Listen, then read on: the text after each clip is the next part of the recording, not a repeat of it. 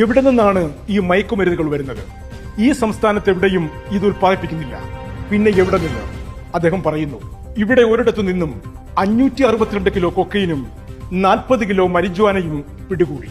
അത് വന്നത് മഹാത്മജിയുടെ ജന്മനാടായ ഗുജറാത്തിൽ നിന്നും. മറ്റൊരിടത്തു നിന്ന് 208 കിലോ കൊക്കൈൻ പിടികൂടി. അത് വന്നതും ഗുജറാത്തിലെ അങ്കലേശ്വർ എന്ന സ്ഥലത്ത് നിന്ന്. അങ്കലേശ്വരത്ത് റെയ്ഡ് നടന്നു. വീണ്ടും 518 കിലോ കൊക്കൈൻ പിടിച്ചെടുത്തു.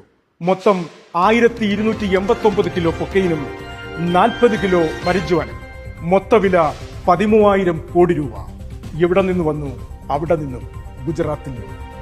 തെരഞ്ഞെടുപ്പ് കമ്മീഷൻ ഇറക്കിയ പത്രക്കുറിപ്പിൽ പറയുന്നു, അല്ലെങ്കിൽ ചോദിക്കുന്നു, എങ്ങനെയാണ് രാജ്യത്തെ മയക്കുമരുന്നിന്റെ വിൽപ്പന കേന്ദ്രമായി ഗുജറാത്ത് മാറിയത്? ലോക്സഭാ തെരഞ്ഞെടുപ്പ് കാലത്ത് 3,959 കോടി രൂപയുടെ മയക്കുമരുന്നുകൾ പിടിക്കപ്പെട്ടു. അതിൽ തന്നെ 1,189 കോടിയുടേത് ഗുജറാത്തിൽ നിന്ന് മാത്രമാണ്. ഇത് ഇലക്ഷൻ കമ്മീഷൻ ഡേറ്റയാണ്. അവിടെ മയക്കുമരുന്നുകൾ ഉണ്ടാക്കുന്ന ഫാക്ടറിയും അത് പ്രോസസ് ചെയ്യാനുള്ള ക്രമീകരണങ്ങളും ഗുജറാത്തിൽ വ്യാപകമായി നടന്നുവരുന്നു. മയക്കുമരുന്ന് നിർമ്മാണത്തിന് ആവശ്യമായ അസംസ്കൃത വസ്തുക്കൾ എത്തുന്നത് കടൽ വഴി, ഗുജറാത്തിലെ തുറമുഖങ്ങൾ വഴി, പ്രത്യേകിച്ച് മുന്ദ്ര പോർട്ട് വഴി.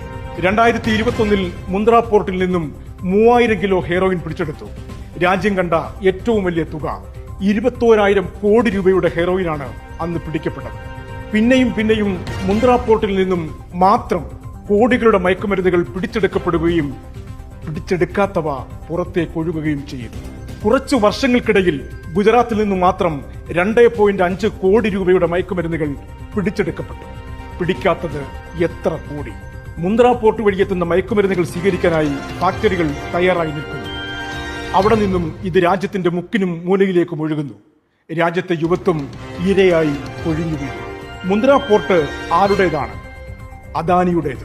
ആ മുഖ്യമന്ത്രി ഇത്രമേ പറഞ്ഞുള്ളൂ. അയാളുടെ കാര്യത്തിൽ തീരുമാനമായി. ഇവിടെ കേരളത്തിൽ വിഴിഞ്ഞം പോർട്ടിൽ ഹെറോയിൻ പിടികൂടി. വിഴിഞ്ഞൻ പോർട്ട് ആരാണ് നടത്തിപ്പ്? അദാനി. രാജ്യാന്തര തലത്തിലുള്ള മയക്കുമരുന്ന് ശൃംഖലയുടെ ഭാഗമായി നമ്മുടെ വിഴിഞ്ഞവും മാറി. അതിലൂടെ കേരളവും. ആരുണ്ട് ചോദിക്കാൻ? ആരുമില്ല.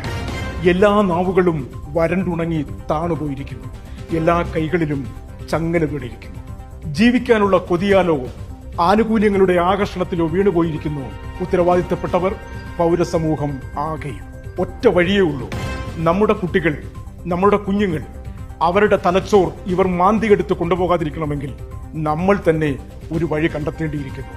ആ വഴിയിലൂടെ മുൻപോട്ട് പോകാനേ മാർഗമുള്ളൂ. കിട്ടിയാൽ കിട്ടി, അല്ലെങ്കിൽ പോയി. എവിടെ നിന്നും